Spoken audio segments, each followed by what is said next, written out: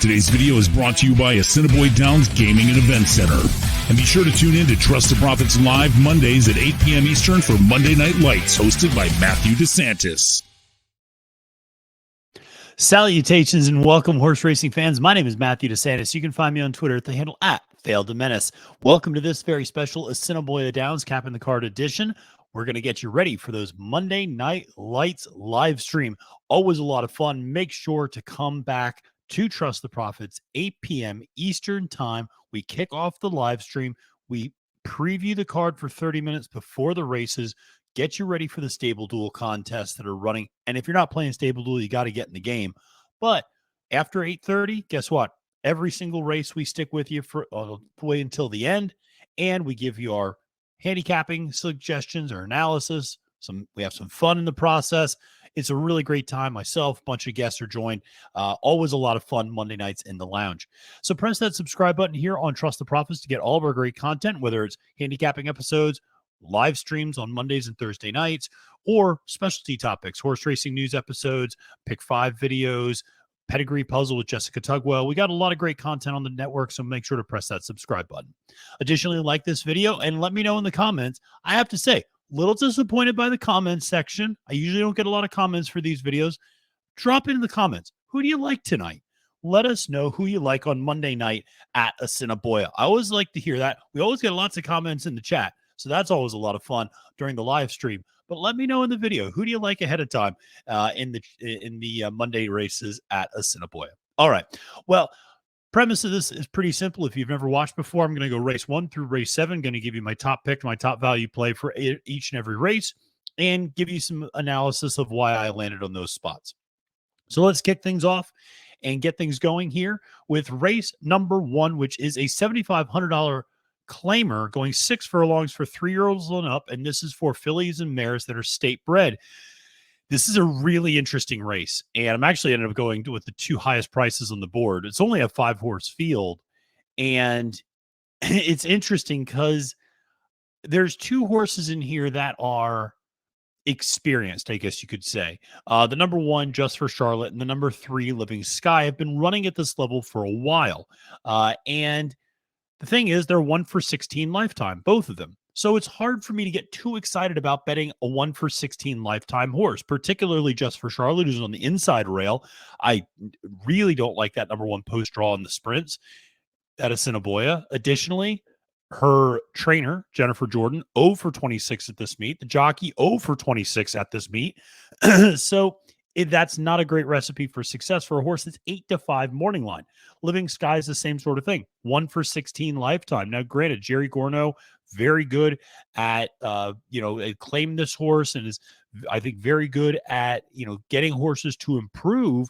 But interestingly enough, it's actually only 8% off the claim over the last year. So, again, not necessarily a winning recipe for a horse that's, again, a short price at 5-2. Therefore, I look at the 3 newcomers. Sassy Stormin, number 2, at 4-1 for Tiffany Husbands, just broke her maiden last time out. Going Gorgeous, 6-1 for Lisa Pruitt, just broke maiden last time out. And then my top selection is All Terrain Jane, the number 5, who also broke her maiden last time out. And my logic with her a little bit is she's the one who's got run the least. She's only run 3 career races. She got that win last time out going 6 furlongs, an important distinction as this is a 6 furlong race. Some of these other horses have been winning at 5, 5.5. I think it's important she won at 6 furlongs. She held off a couple of nice horses we're actually going to see a little bit later on the card, Big Energy and Anna Kozana, who are pretty decent horses within their rank and area in Assiniboia. And what I really like about this horse is it gets the outside pose position, should be able to slot in, and it's ascending speed figures. I don't know if All Terrain Jane's run her best race yet because she's gone from a buyer speed figure standpoint 12, 22, 31. She's seen significant improvements every single time out. Could she take yet another step forward? I think she absolutely could. It feels like a 3-year-old filly who is only continuing to get better, and I have actually pretty high hopes in her. So, she won last time out on the class drop. She was running against state bred boys, essentially, in maiden $10,000 races, dropped in against the girls and promptly broke her maiden. So I like that angle a lot. So I'm going to use All Terrain Jane as my top choice. My second choice is Going Gorgeous at 6-1 for Lisa Pruitt with Jorge Carreno aboard. Carreno's been really heating up, and Lisa Pruitt's winning at a 21% clip. The two of them together only winning 15% of the time, but still two trusted hands here at Assiniboia. I love that this horse got a work in since its last race on June 13th. Actually, threw out a 49 flat 4 furlong bullet work, first of 6 that day on June 27th. This horse won at a 5.5 furlongs last time out and was maintaining a comfortable distance, was up by 2 at the 4 furlong mark and ended up winning by 2 lengths on the wire over a nice horse, Milan, Ohio, and another horse I referenced, Big Energy. So I like Going Gorgeous quite a bit here. This is another one who now is third back in the form cycle this year. 17 buyer speed figure first time out, 31 last time out. Could take another step forward. Definitely like that. What I will say is the Sassy Stormin at 4-1 for Tiffany Husbands. That's one I would take a serious look at as well. I think that's a horse that could potentially really run well in this race. My only concern is this is a horse that won at 5 furlongs. Now you're going 6, and last year that horse at 6 furlongs didn't do that well. I do think she grew up a little bit in the offseason, so I do expect some good things from her, but I would go with the 3 newcomers in this race rather than the 2 favorites, the number 1, Just for Charlotte, or the number 3, Living Sky. Well, let's go to race number 2, which this is a fun one, folks. We're going to go 4.5 furlongs for a $20,000 maiden special weight for the 2-year-olds. We just started running 2-year-old races at Assiniboia recently. And so where am I going to go in this race? Well, listen, the favorite is on the inside rail. Commando Last Dance. I don't like the inside rail for young horses in general, let alone in sprints at Assiniboia. I just don't like it. And that's a tough thing, excuse me, to ask horses to do first time out, is to break from that inside rail. Now, the trainer, Michael Nault of Commando's Last Dance, is very good with first-time starters, 43%, and is very good with 2-year-olds as well, 38%. But I'm going to take that same logic and apply it to his other horse in this race, Mobile Creek. This is one I like quite a bit in this sort of a spot with Antonio Whitehall aboard. This horse has had some really nice continuous works. I think if you look at this horse's, pedigree, there's some nice pedigree, particularly up top in this horse. I think when you look at the sire, Kentucky Bear, this is a sire who is putting out 16% first out winners for 2-year-olds. And that's, I think, particularly noteworthy here at Assiniboia. So I like the pedigree there a little bit. I think this one at 5-1 gives you a little bit more value. I like the pose position. I trust Antonio on younger horses, knowing what to do. He's a jockey who's not going to get this horse in trouble. He's going to try to get this horse out of the gate and out of the gate quickly. The horse does have a bullet gate work going back to June 10th, a 37-4 bullet gate work. So I do like to see that. The horse has demonstrated a little bit of speed and has had some nice works, 50-4 gate work. That was 4th out of 16 that day. And then just last time out, 51-2, 4 furlong work. That was 4 out of 8. So for a 2-year-old, this horse has some speed. I like this one a little bit at 5-1 in a race where I think a lot of people are probably going to spread, understandably so. I'm going to use this one. Also, interestingly enough, not getting Lasix. There's a lot of horses that are getting Lasix for the first time. This one, no. It's an interesting move for Michael Nault, as neither of his horses are taking on Lasix. Now, from a value standpoint, I like the horse right next door, Quantum Mechanics. And this is one who, part of the reason I like this horse is the pedigree. The dam who was... who has produced a first out starter already. And so, and I should say that the dam is Quantum Mechanics. The horse is Matrix Mechanics in the second race. So Matrix Mechanics, dam, Quantum Mechanics has a first out winner. And That's the horse Mechanic Susie, who won in debut in a maiden 22, maiden special weight $22,000 race, and actually was stepped up to the Buffalo Stakes next time out. This was just last year, next time out, and promptly ran second in that race to Prairie Drifter. Has come back this year as a 3-year-old and has run second, third in high level allowance and optional claiming races. So, that's a pretty good horse.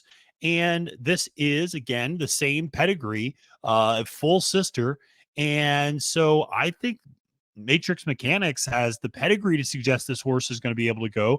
I know Shelley Brown doesn't usually get him ready first time out, but this horse again has some decent works, does have a gate work going, or does have a bullet work going back to those 2 furlong works that it has early in May and late in May, early in June.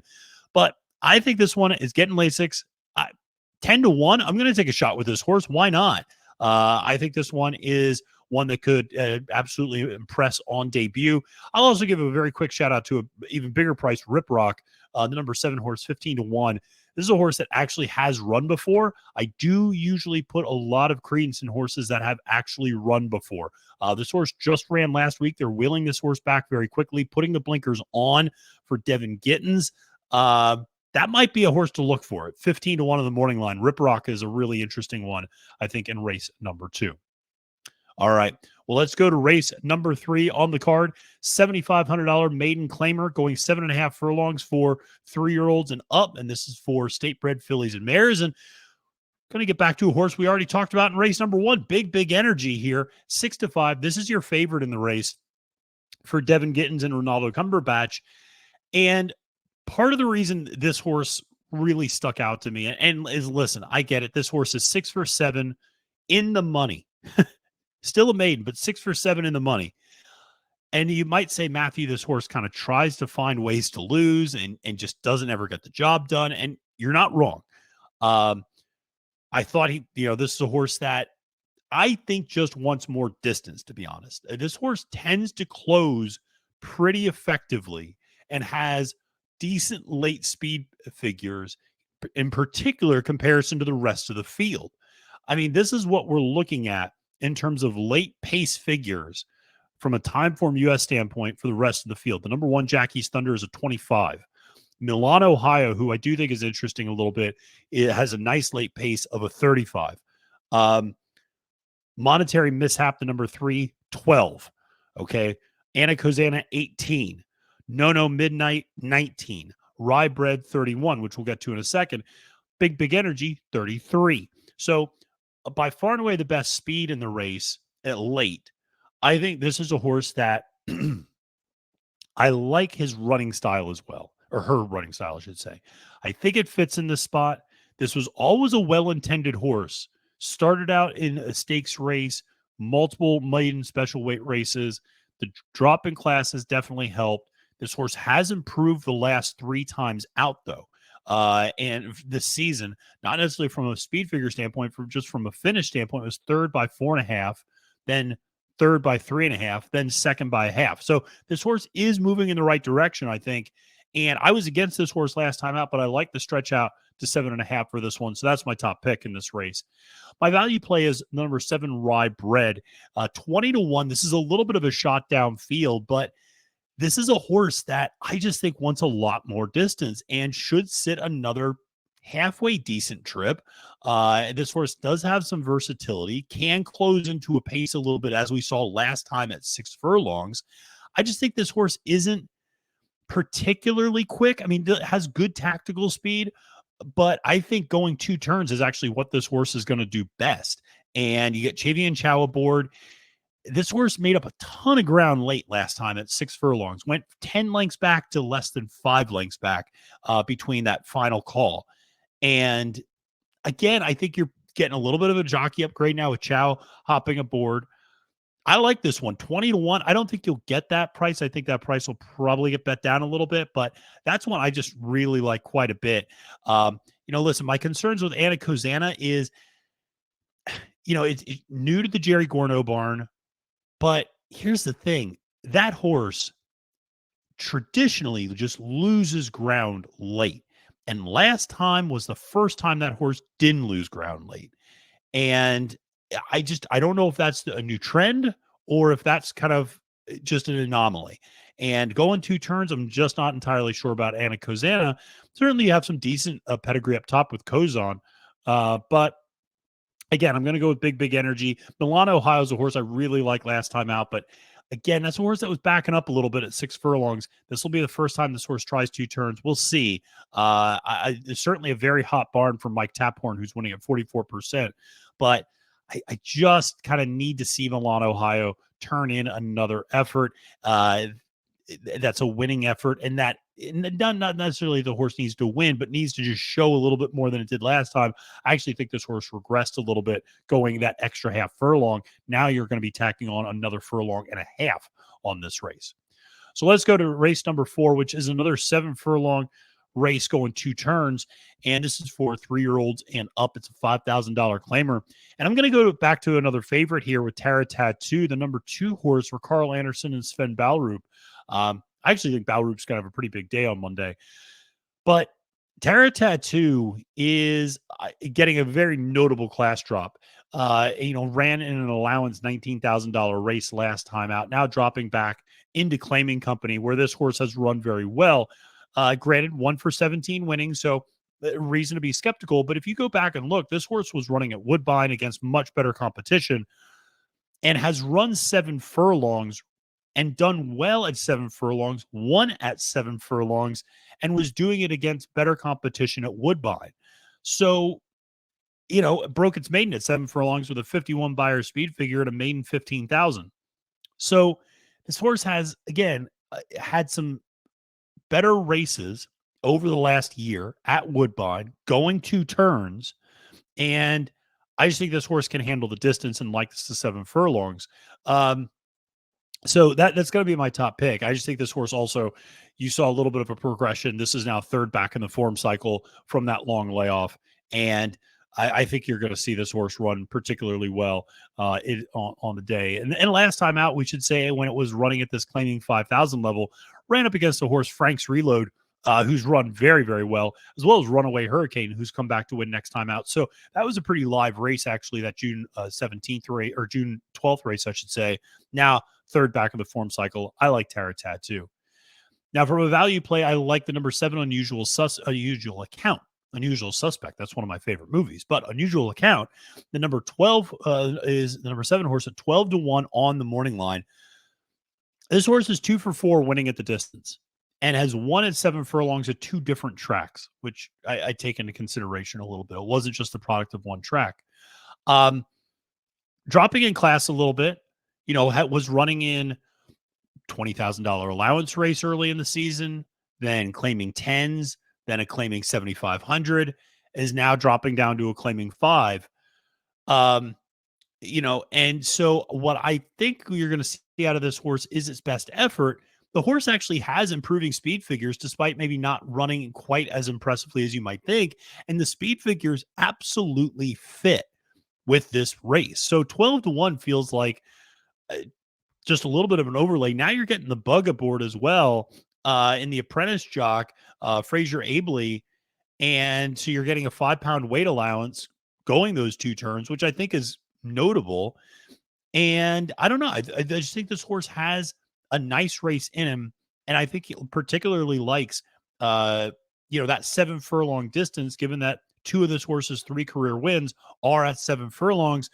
So I'm going to give it a shot with the number 7 Unusual Account underneath, I would say, as I'm going to play this one in this race with Tara Tattoo up top. But one that I do like quite a bit here. And like I said, I think wheeling back on short rest, but we've seen that be very successful for a few different trainers over the last couple of weeks, bringing a horse back on a week's notice. Well, let's go to race number 5 on the card. And that is a $10,000 claimer going 6 furlongs for 3-year-olds and up. And this is a fun race because this has the aforementioned Frank's Reload, a horse I like a lot, and who I think is a really game horse. I do worry about him a little bit at 6 furlongs, and there's a lot of speed in this race. And as a result, because if you look through, I mean, of course there's speed at Assiniboia, but you would figure Frank's Reload is going to want to go, and the number 4 Kitten is probably going to want to go, and the number 5 Mia's Majesty is certainly going to want to go, and I wouldn't even be surprised if Muramek on the inside rail, because it's on the inside rail, is going to want to go. And the interesting horse in this configuration is the number 2 St. Pio, 8-5 in the morning line.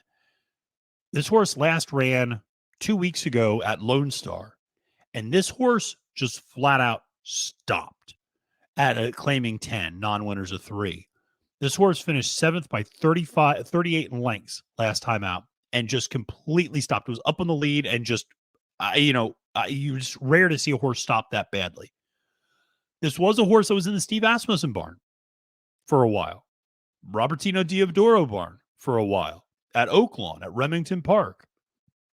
This horse has been in good hands, has run a huge speed figure in the past at Oaklawn for Asmussen, ran a 70.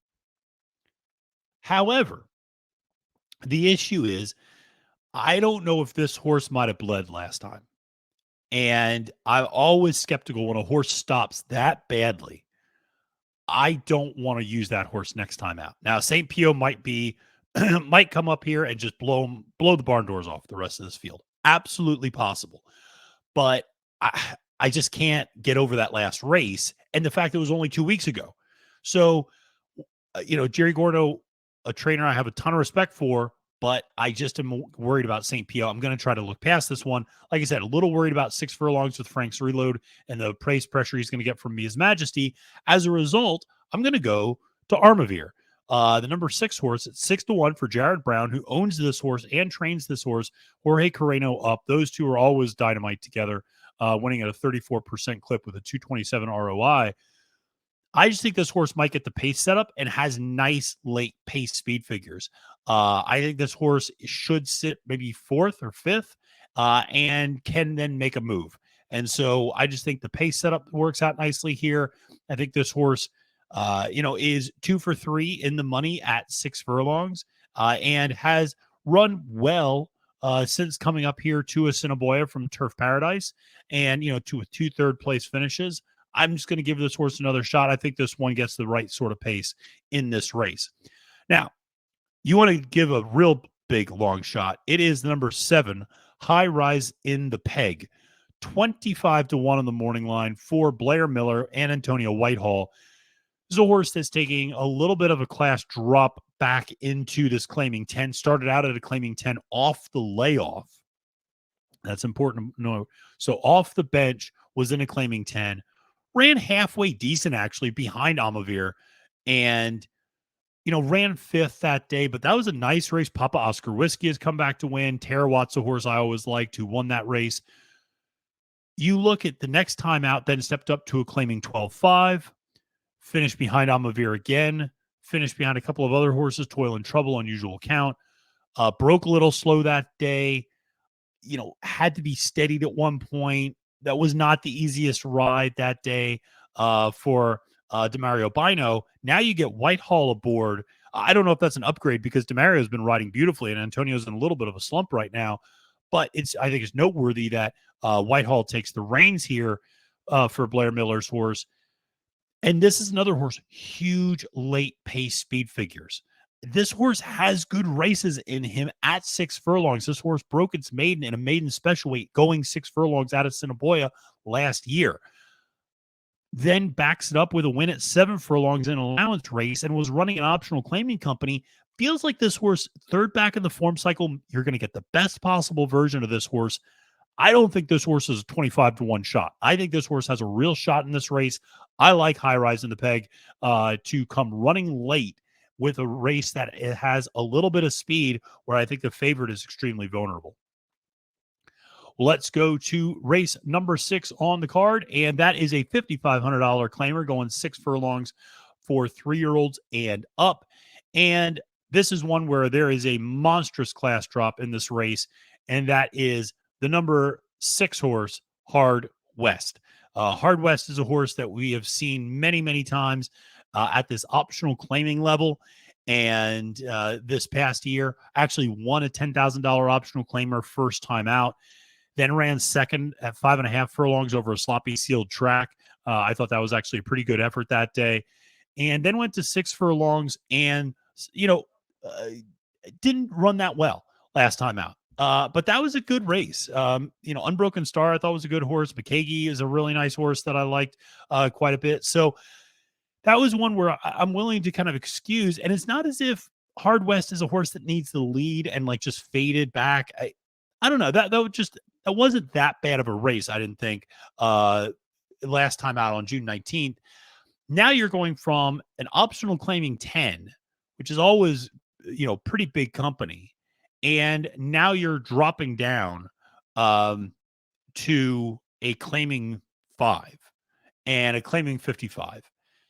That's a big class drop for a horse that I think is a very, very talented horse. This is a horse that, won at a claiming 7,500 last year at Parks. It's a horse that has a lot of talent. I like Hard West in the spot. I think this one gets the job done, and it wins kind of impressively in style. Part of the reason, honestly, is because another horse I took a really long look at was the number 8 horse, Rydom, at 5-1. I like this horse a lot. And Steve Kepplin Jr., the trainer, is fantastic off the claim. He just claimed this horse from Jared Brown. Kepplin, though, is 44% off the claim in these low-level claiming races. That's something to make note of. Here's the thing. Rydom was beaten by 11.5 lengths by Hard West in debut this year. Now, granted, Rydom has gotten better each time out, but that was pretty noticeable. And Rydom's a really nice horse, though, at 5-1. That's one I'd probably include. If you're not confident in Hard West, that's a horse I would absolutely include in some horizontals, that late pick 4, that's that $50,000 guaranteed pool. Now, from a value standpoint, I'm going to go to a horse that has been the favorite the last 2 times out, and that's Bite the Bullet, Bro, at 8-1 for Tom Gardaby Jr. with Ronald Oliabard. I was shocked that this horse was 8-1 in the morning line, and I'd be shocked if you get that price on this horse. You're going 6 furlongs. I understand there's some hesitancy when you look at a speed horse that's stretching out, but this horse has won 4 times going 6 furlongs, 4 for 13, 6 for 13 in the exacta. This is a horse that's 12 for 23 in the exacta at Assiniboia Downs, won the last 2 times out, won by a combined 11 3/4 lengths or 10 3/4 lengths in those 2 races. Yes, taking a slight step up in class to a claiming 55. Was at a claiming 5 and a claiming 4 before that. Still, I feel like this is a horse that has really great early speed and could just run them off their feet, depending on how the track is playing on Monday night. Bite the Bullet, Bro, at 8-1. I'll absolutely use that horse at that price. By the way, I should say this horse is the opposite of a money burner. The last 3 times out, this horse has been favored. Win, win, win. When this horse takes money, he does well. The speed figures absolutely back up in this spot. 61, 62 the last 2 times out. That holds up with anybody in this race, even a horse like Hard West, who I should say, ran a 56 last time, but has obviously 2 68s in his back pocket before that. So I do think Bite the Bullet, Bro, though, has a real chance to upset in this race. Let's go to the final race on the card, which is race number 7, the Jack Hardy Stakes $50,000 pot. 7.5 furlongs for 3-year-old fillies. And I'm going to go to the second choice in this race, which is the number 4 horse, Super Caro, for Colleen O'Hagan with Enrique Gonzalez aboard. A little bit of an invader coming in to Assiniboia at 5-2 on the morning line. And I'm going to fade everybody's favorite horse, Spittin' Kitten, who I absolutely love, for Marvin Buffalo. But here's the concern is we're going 7.5 furlongs. And I don't really know if that's Spittin' Kitten's game. So that's my concern, is 7.5 furlongs might be a little too much. I think Super Caro, who ran in that Chantilly Stakes last time out against Spittin' Kitten, and was making up ground late. And that was at 6 furlongs. Now we're going to 7.5. I think this is a horse that has won multiple races going 2 turns on the turf at Tampa recently this year.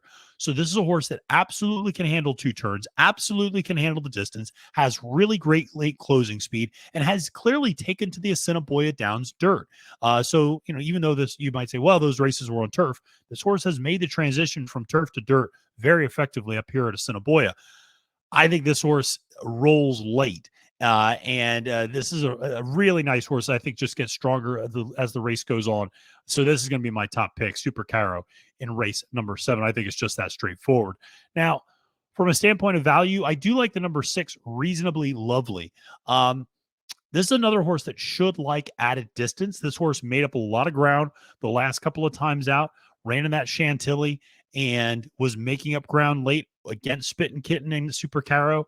Then comes next time out and goes to an optional claimer 15 and was again making up ground and was running up against a horse, Where's the Pumps, who's 10-1. My only concern with Where's the Pumps is this is a horse that I don't think wants 2 turns. Nice horse, though, for Jared Brown and Carreno aboard.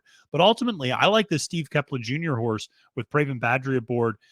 I think this one, again, is going to benefit a lot from the distance and has just made up significant ground every single time out. You look, this horse going 5 furlongs went from 12 lengths back to 2.5 lengths back.